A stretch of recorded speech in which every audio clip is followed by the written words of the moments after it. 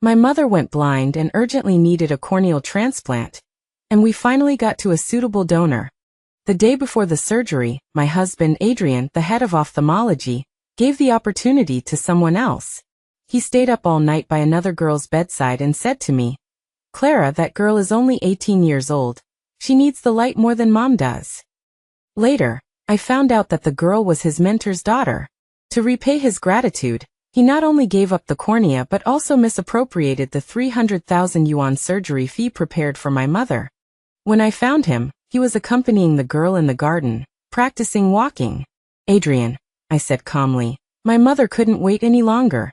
She fell from the building this morning and is gone." My mother fell from the third-floor window when my husband, Adrian, was in the hospital's back garden.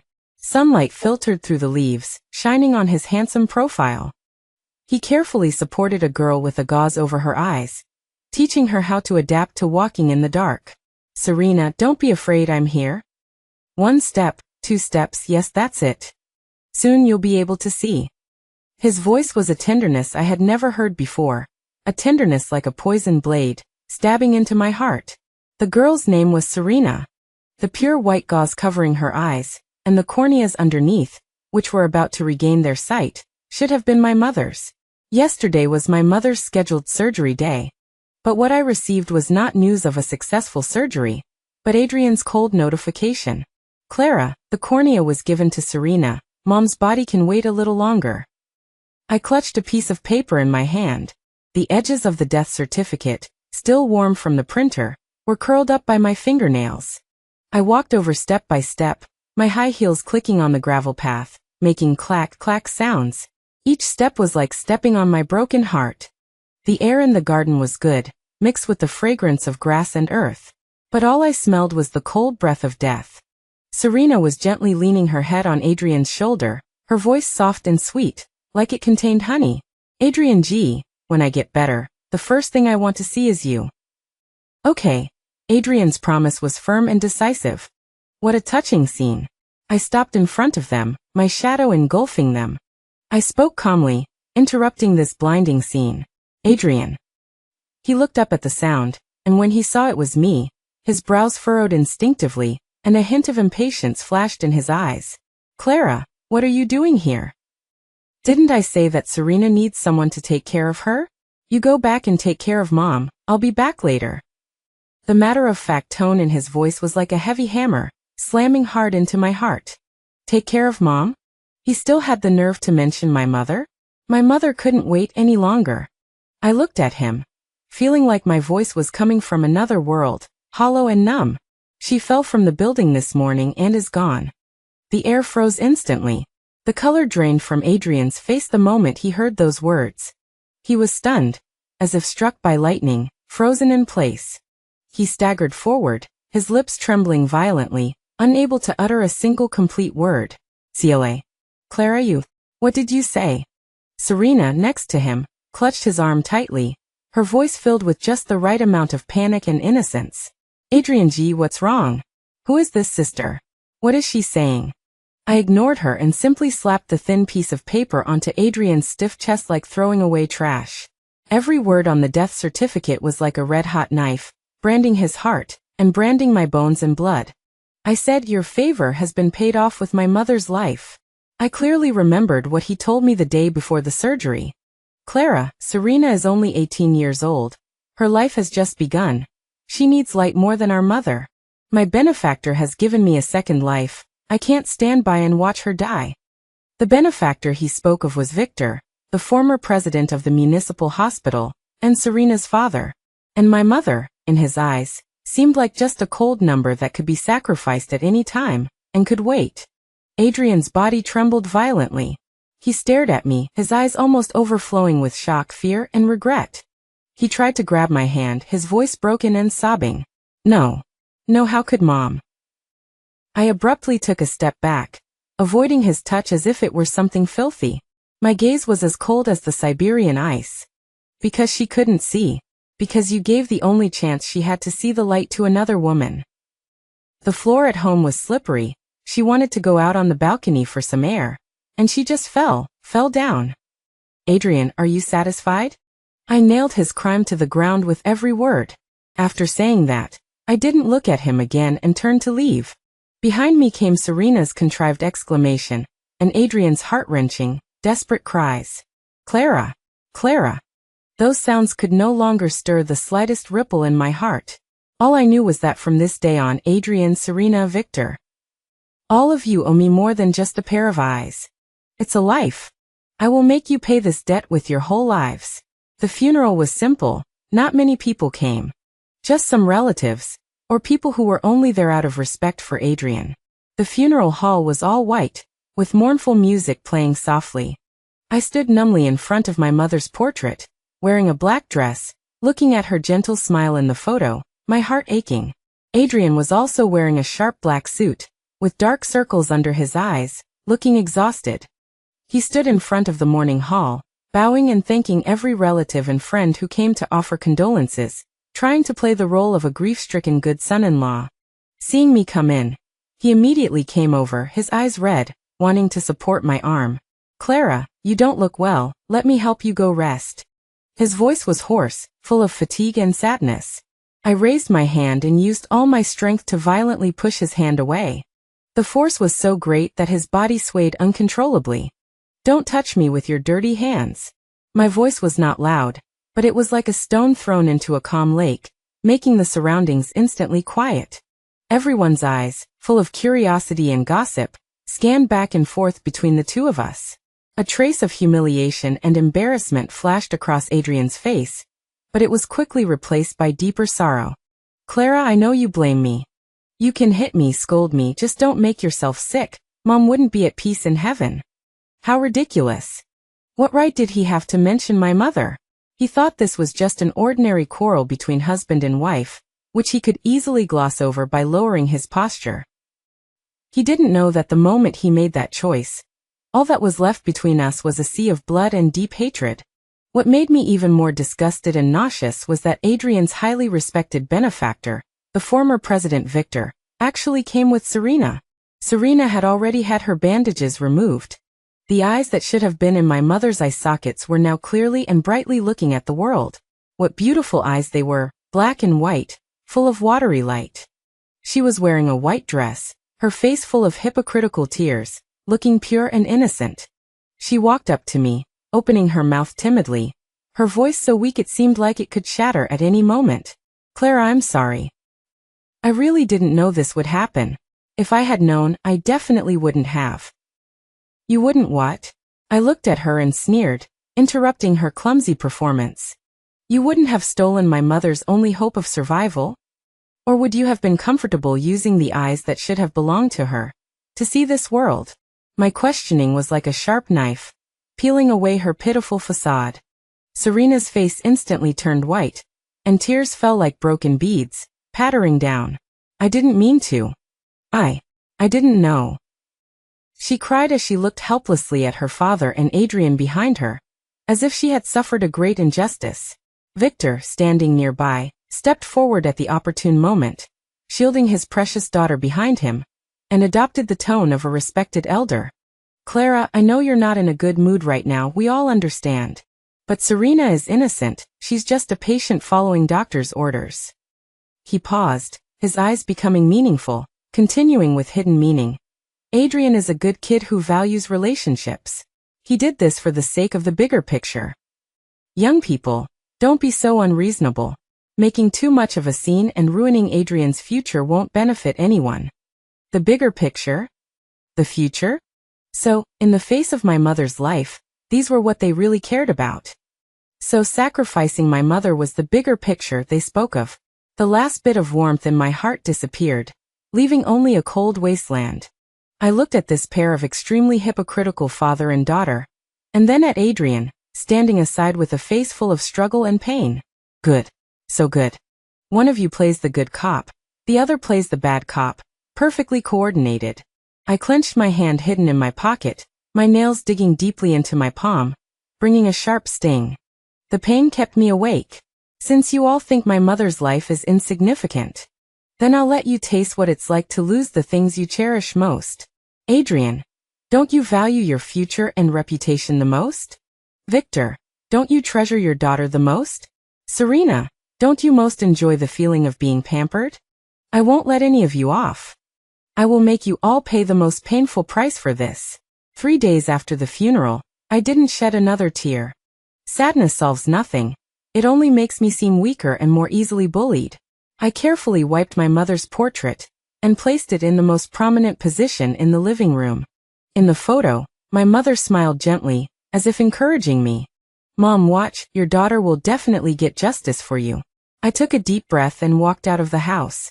My counterattack has only just begun. The first stop was the bank.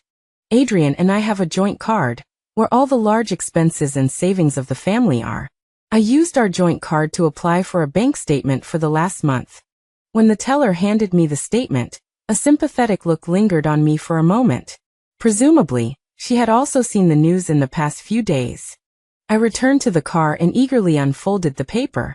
A clear transfer record appeared on the paper, piercing my eyes. The day before my mother's scheduled surgery, a huge sum of $300,000 was transferred from our joint account to a stranger's name. The recipient was Serena. $300,000. That was the surgery fee I had prepared for my mother, and the subsequent rehabilitation expenses, my savings from 5 whole years of scrimping and saving. Adrian not only stole the cornea, but also embezzled all of my mother's life-saving money, just to pay for the so-called exorbitant rehabilitation expenses for his mentor's daughter. Holding that thin bank statement, my hand trembled slightly, not because of sadness but because of anger. Adrian, you are truly loyal and righteous. Back home, I started rummaging through boxes and cabinets. Adrian thought I was just throwing a tantrum, and these past few days he had been trying every way to please me and make amends. He brought over chicken soup he had personally cooked today, and my favorite desserts tomorrow. I dumped them all into the trash can without hesitation, right in front of him.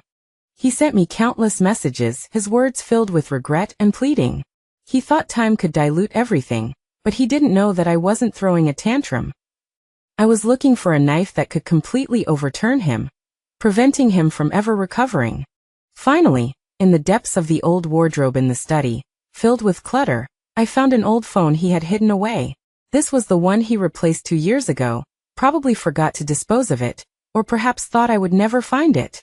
I tried a few of our anniversaries as passwords, but they all showed as incorrect.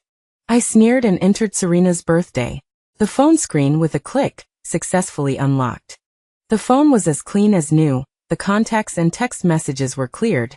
There was only an encrypted album. The moment I opened the album, I felt the blood in my whole body congeal. Inside were hundreds of intimate photos of him and Serena. There were ones in front of the carousel at the amusement park. Serena was laughing like a child. There were ones on the beach at sunset, the two of them kissing passionately. There were even ones in his office. Serena wearing a white coat, sitting playfully on his desk, and him looking at her with doting eyes. The photos spanned a period of 2 years. The earliest one was taken shortly after we got married. So the so-called repaying of his mentor was just the most vile and disgusting cover for an affair. Under each photo, there was Adrian's sappy writing.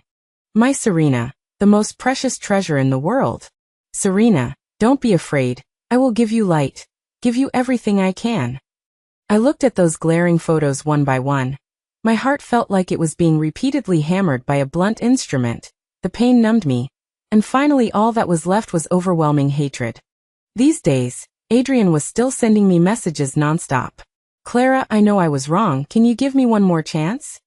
Clara, I made your favorite sweet and sour pork ribs. Come home for dinner tonight, let's talk properly. Looking at the extremely hypocritical words on the phone screen, and then looking at their glaring photos on the other phone, I felt an unbearable irony and disgust. I connected all the photos and bank statements to the printer and printed them out one by one. The printer made a whirring sound, as if it was blowing the horn of revenge for me. Adrian, you thought I only lost a mother. No, it is you who is going to lose everything. At 7 o'clock in the evening, the door lock turned. Adrian arrived home on time carrying an insulated container.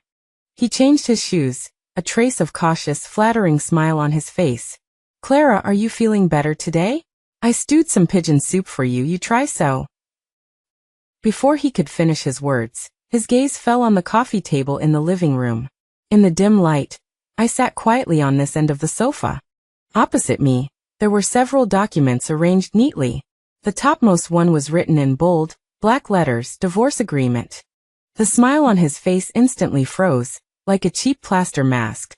I ignored his astonishment, picked up the other two things on the table, and slammed them hard in front of him. The bank statements, and that large stack of disgusting and intimate photos, scattered like snowflakes at his feet. Adrian, take a good look at your deep affection and loyalty. He lowered his head in disbelief, picked up the photos, and flipped through them one by one. His face went from astonishment to shock to a deathly pale white. The hand holding the photos trembled violently, almost unable to hold the light pieces of paper. No. It's not like that, Clara, let me explain. He panicked, utterly panicked. I looked at him coldly, my voice without a trace of warmth. Sign. I pushed the divorce agreement and pen in front of him. Divorce and you leave with nothing. Furthermore, you will compensate my mother $1 million for emotional distress.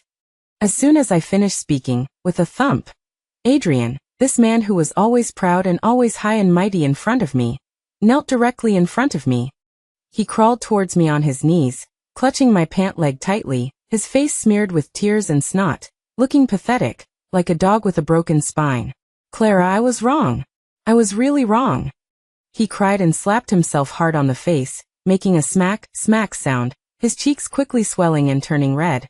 Serena and I are in the past. We broke up a long time ago. The person I love is you, Clara. I was bewitched, I'm a bastard. I'm not human. I'll return the money to you. I'll return it to you right away. Please don't make a big deal out of this, don't get a divorce, okay? I coldly watched his undignified performance on the floor, like watching a jumping clown. If these confessions had been made before my mother passed away, I might have been slightly moved. But now it's too late. I picked up the pen and stuffed it into his hand. Now sign immediately. Seeing my resolute gaze, which left no room for turning back, the last glimmer of hope in his eyes was extinguished. His hand trembled as he took the pen. His whole body seemed to have been drained of energy, as if he was resigned to his fate. Just then, his phone rang inappropriately. The piercing ringtone sounded particularly abrupt in the deathly silent living room. The caller ID read, "Esteemed teacher." Adrian, as if grasping at the last straw, frantically pulled his phone out of his pocket and answered the call. On the other end of the phone, Victor's unquestionable voice, with a commanding tone, immediately came through. The voice was so loud that I could hear it clearly even without the speakerphone. Adrian, I don't care what method you use, you must stabilize Clara. Serena's future cannot have any blemishes, and our hospital's reputation cannot withstand any trouble. If this matter is exposed and affects Serena's reputation, your position as director, and even your entire career, will be over. You think carefully about it. The phone was hung up with a slap, and the room returned to deathly silence. The hand holding the pen was frozen in midair. He slowly raised his head and looked at me. His face was full of struggle, fear, and a hint of luck for his future and fame, which had just been rekindled by that phone call. Victor's words were like a basin of ice-cold water, instantly extinguishing the last bit of trembling remorse on Adrian's face. The fear and struggle in his eyes quickly faded, replaced by a coldness and calculation after being driven to the brink. He slowly stood up from the cold floor. He even patted the dust off his pants and straightened his messy collar, as if the person who had just been kneeling on the ground, slapping himself, and crying bitterly was not him at all. He put away that regretful face and looked at me with cold eyes, as if looking at an ungrateful enemy. Clara, don't push things too far. Leave a way out, and you might meet again in the future. At that moment, my heart felt like it had been thrown into a 10,000-year ice cave, completely dead. 1 second he was kneeling on the ground, tearfully repenting, and the next second, because of his esteemed teacher's threat, he could regain his confidence and even threaten me in return. This is the man I loved for 8 years.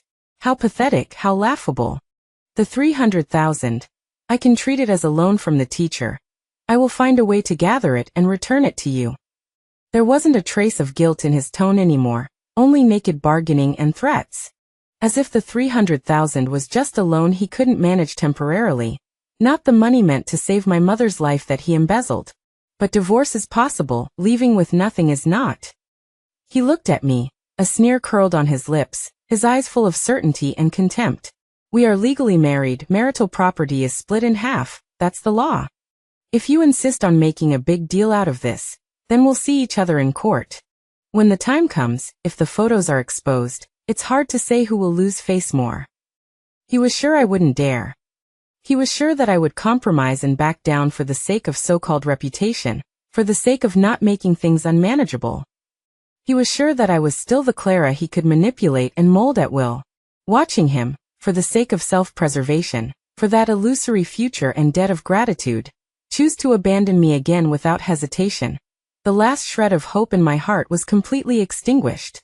I felt no anger, nor did I argue hysterically. I just calmly, one by one, collected the divorce agreement and those evidences on the table, carefully putting them into a file bag. These were all weapons to ruin his reputation. All right, Adrian. I raised my head, looked at him as if I was looking at a complete stranger. See you in court. I stood up, didn't look at him again, and turned to walk towards the door. As my hand touched the doorknob, I stopped and left him with one last sentence. I hope that when the time comes, your highly respected benefactor can still protect you like today. The door was gently closed by me, isolating his astonished and unpredictable face. Walking out of that home that I once regarded as a warm harbor, but now had become a cold cage. The air outside was fresher than ever. Adrian, you chose your future, your debt of gratitude. And I chose justice for my mother. From now on, there will be no sentimentality between us. Only a fight to the death. I didn't hesitate, nor did I leave myself any room for regret. The next morning, through a friend's introduction, I contacted the most famous lawyer in the city, Julian. He was known for handling divorce disputes and rights protection cases, calm, professional, and had never lost a case since he started practicing law. In the lawyer's office's spacious and bright reception room, I placed all the evidence in front of him, including bank statements, those intimate photos, and my mother's death certificate, one by one. I narrated the whole story in the calmest tone. No crying, no accusations. Julian listened quietly, the gaze behind his glasses sharp and steady, occasionally taking notes on the documents.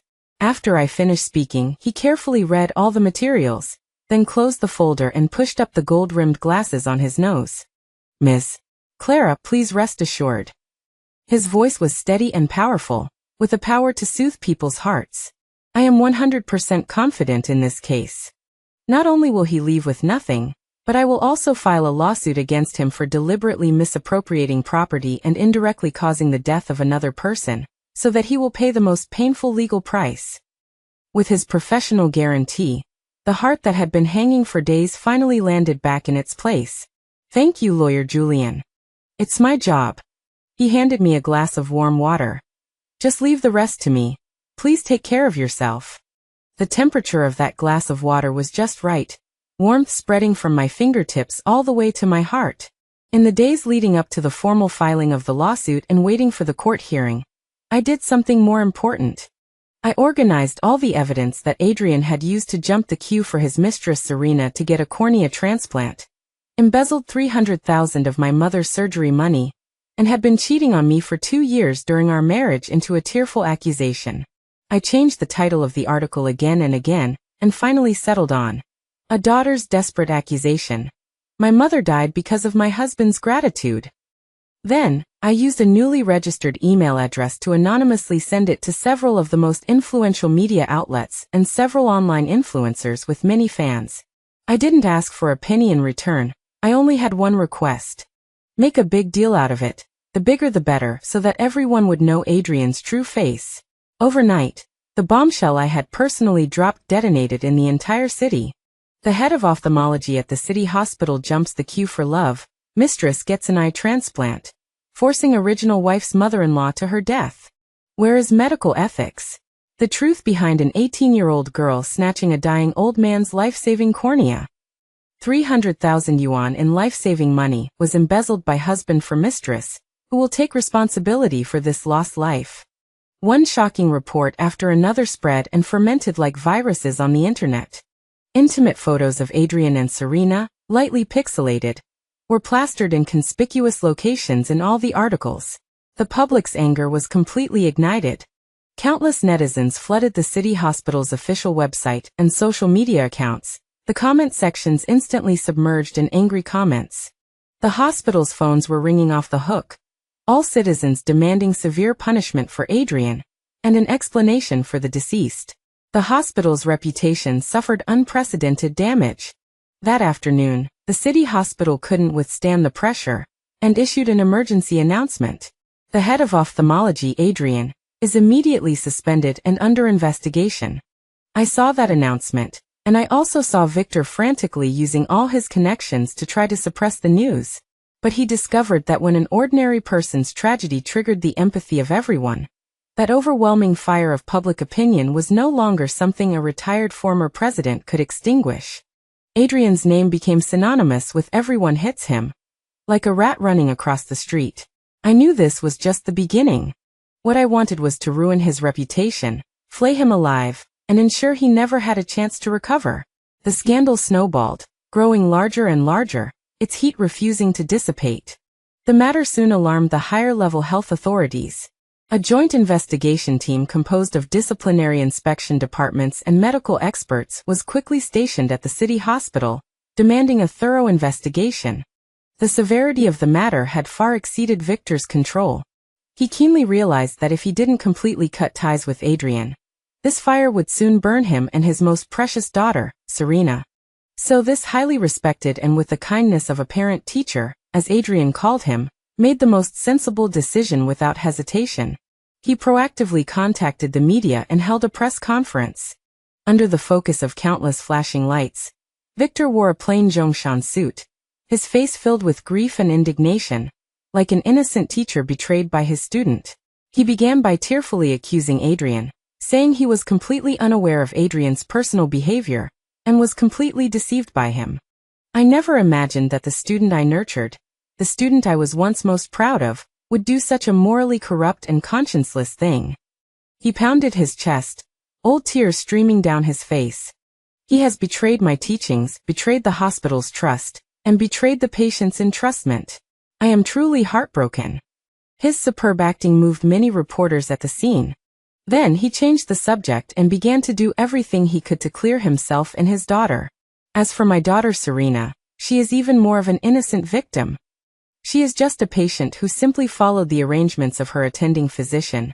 She had no idea that there was such a heartbreaking story behind that cornea.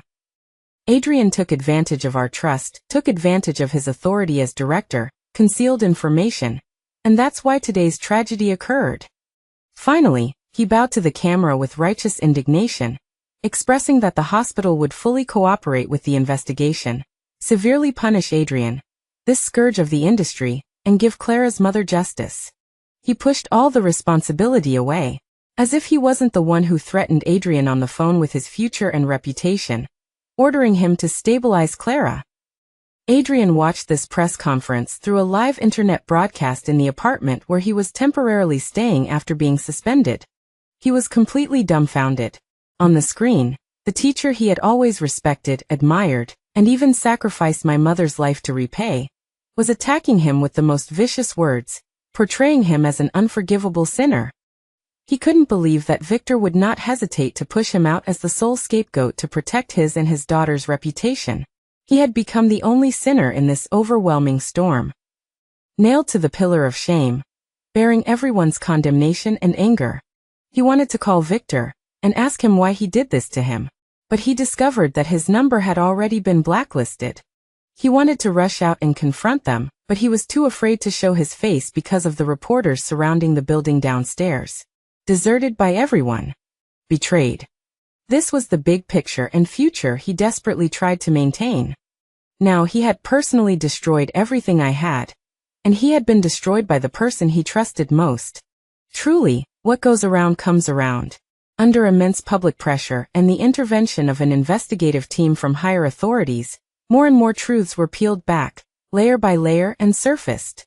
An evaluation team comprised of authoritative medical experts re-evaluated and consulted on Serena's entire medical history. The results were shocking. Serena's eye condition was a chronic corneal disease. While it did carry the risk of blindness, it was nowhere near the point of requiring immediate corneal transplantation. Her condition was slowly progressing, and could have been effectively controlled with medication, allowing her to patiently wait in line for a suitable donor. The reason she was able to jump the line, disregard the queuing system, and steal my mother's cornea was entirely due to Victor leveraging his former hospital director authority and connections to pressure Adrian in private.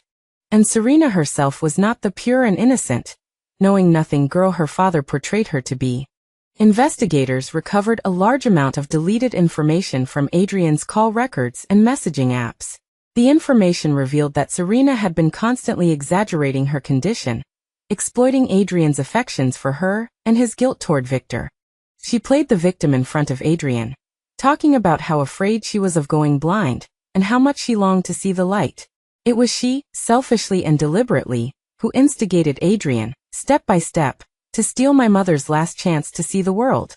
When this detailed investigation report was officially released to the public, Adrian's spirit completely collapsed. It turned out that the gratitude and love he had staked everything on to maintain were a meticulously planned, complete and utter scam from beginning to end. He had been played like a puppet by that hypocritical father and daughter. Like a maddened beast, he rushed out of his apartment, ignoring the pursuing reporters, and drove frantically to Victor's villa. Victor. Serena. Come out here. Why did you lie to me? Why did you do this to me? He roared frantically outside the door, slamming his body against the closed, ornate iron gate. The response he received was two strong security guards Victor had summoned. He was pinned to the ground by the two guards, beaten and kicked, like a stray dog that had wandered into the yard. He was powerless to resist, and could only allow the blows to rain down on him. Victor stood by the window on the second floor, wearing a silk robe, holding a glass of red wine, coldly watching everything that was happening downstairs. His eyes held no hint of emotion, as if he were looking at a piece of garbage that had nothing to do with him. Adrian was beaten black and blue, his body covered in wounds, but he felt no pain. He lay on the cold ground, staring at the indifferent window, and suddenly began to laugh hysterically. His laughter was more hideous than crying. He had lost his job, his reputation, and was burdened with insurmountable public debt and legal liabilities. He had abandoned his family and caused the death of his mother-in-law, only to be used and discarded like a worn-out shoe by that father and daughter. Everything he cherished, every sacrifice he had made, ultimately turned out to be a huge joke. His life had been completely destroyed by his own hand. The court's verdict came down quickly. On the day of the hearing, Adrian, Victor, and Serena all attended as defendants. Faced with lawyer Julian's clear and logical presentation, and the mountain of irrefutable evidence, Adrian had no room to struggle. He had committed adultery during his marriage, maliciously transferred marital assets, and bore undeniable indirect responsibility for his mother-in-law's death. Victor, for abusing his power and violating medical regulations, was equally culpable. Although Serena did not face direct legal sanctions, she and her father's actions had been forever nailed to the pillar of moral shame. The court ultimately ruled that Adrian and I would divorce. Adrian would leave with nothing. Furthermore, he would have to pay 1 million yuan in mental distress compensation to my mother. The day after the verdict took effect, the city hospital officially issued a notice dismissing Adrian.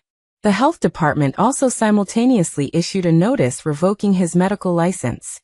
He had gone from a respected ophthalmologist, a promising department director, to a disgraced, destitute outcast. After the verdict was handed down, he came to find me. He knelt rigidly in front of my newly rented apartment building, neither eating nor drinking. He looked 20 years older than he had just days before, his hair streaked with gray, his beard unshaven, his eyes empty and lifeless, with none of his former charm. He slapped himself repeatedly, his forehead bleeding as it hit the rough concrete. "Clara, I'm sorry to you, I'm sorry to Mom. You can ask me to do anything. I just beg you to let me see you one more time. I really know I was wrong." His cries attracted the pointing fingers and hushed whispers of the surrounding neighbors. I stood by the window, coldly watching the humble figure downstairs, and drew the curtains. Julian called, his voice filled with concern, asking if I wanted to call the police. Holding the phone, I walked to the door and, separated by the cold security door, only said one sentence. "Adrian, my mom isn't coming back." The crying outside the door stopped abruptly. A few seconds later, what followed was a wail more desperate and heartbreaking than before. He knelt for 3 days and 3 nights, until he finally collapsed from exhaustion, and was taken away by an ambulance that arrived. I never saw him again after that. I quickly sold that wedding apartment full of unpleasant memories, and with Adrian's compensation money, I bought a quiet little house near my mother's grave. Throughout the entire process, Julian stayed by my side, helping me handle various complicated legal documents and follow-up matters. He didn't say much, but he always appeared when I needed him most. He would silently help me sort all the documents into categories. He would silently hand me a glass of warm water when I was staring blankly at my mother's portrait. His calmness and thoughtfulness, like a ray of warm sunlight, shone into my long-frozen heart, melting the hardest corner. Life seemed to be slowly moving in a good direction. 1 year later, I used that compensation money to establish a charitable foundation in my mother's name, called Qinghui. Qing is my name, and Hui represents sunshine and hope. The foundation specializes in providing medical assistance to patients with eye diseases, like my mother, who may lose their sight due to the inability to pay for expensive surgery. Julian kept his promise and became the foundation's pro bono legal advisor. On the day of the unveiling ceremony, the sun was just right, warm but not dazzling.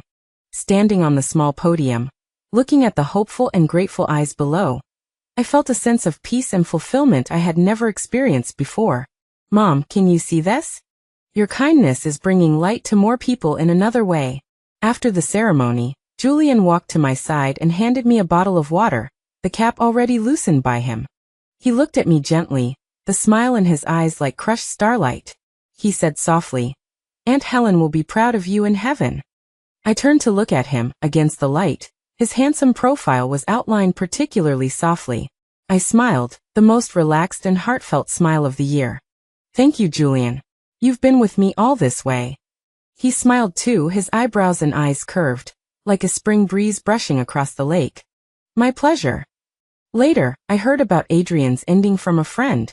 He was sent to a sanatorium because of mental breakdown. It is said that he doesn't talk to anyone every day, just repeats a sentence in the ward over and over again. "Mom, I was wrong. I'll give you back your eyes. Give them back to you."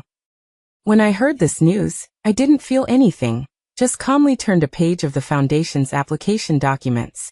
Some people, once they go down the wrong path, never have a chance to turn back. His life has fallen into the abyss, while my life has just begun. Another half-year passed, and on an ordinary afternoon Julian proposed to me. No flowers, no grand ceremony, only a simply designed ring and his extremely sincere eyes. "Clara, I know you've been through a lot of pain. I hope that your future can have me involved. I can't guarantee to make you happy every day, but I promise to always put you and your family first in my life." I looked at him, at the firmness and affection in his eyes, my eyes gradually becoming wet. I nodded vigorously, reaching out my hand to him. Our wedding was simple, with only a few of our closest friends invited. My mother's portrait was placed in the most conspicuous position, and in the photo, she was smiling gently and kindly. When exchanging rings, Julian whispered in my ear, "Actually, I secretly hid a photo of you." It was the day you established the foundation. You smiled particularly beautifully on stage, so I had a reporter friend help me take a picture. It's in our new home now, kept together with our marriage certificate. Sunlight streamed through the stained glass of the church, falling on us, warm and bright. Life always has to go through bone-chilling wind and rain before seeing the most beautiful rainbow. The deceased are gone, but the living must carry on. My road has only just begun. Ahead of me, there is only light.